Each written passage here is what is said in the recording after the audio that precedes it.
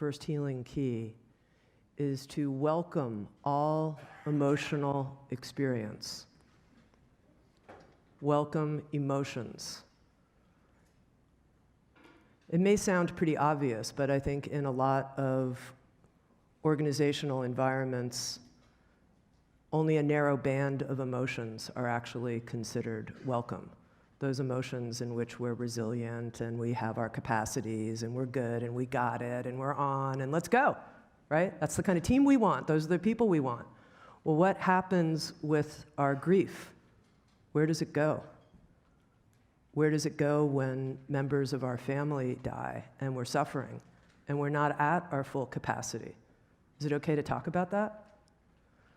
Like many organizations, we have a check-in at Sounds True at the beginning of a lot of our meetings, and we have a 13-person leadership team. And recently I noticed there was a new member of the leadership team, and we were doing the check-in, and this gentleman was looking around, and he was kind of like, at what level do I check in? Like, what's the norm here? And, you know, the first person talked about their stepfather having had a stroke.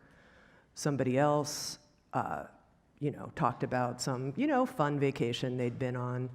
But then someone started talking and the floor opened up underneath them because they started crying about something really difficult they were going through. And I could tell that this new employee who was watching this happen was like, OMG, this shit's real. They want you to really talk about what's really happening for you, what's really going on in your heart.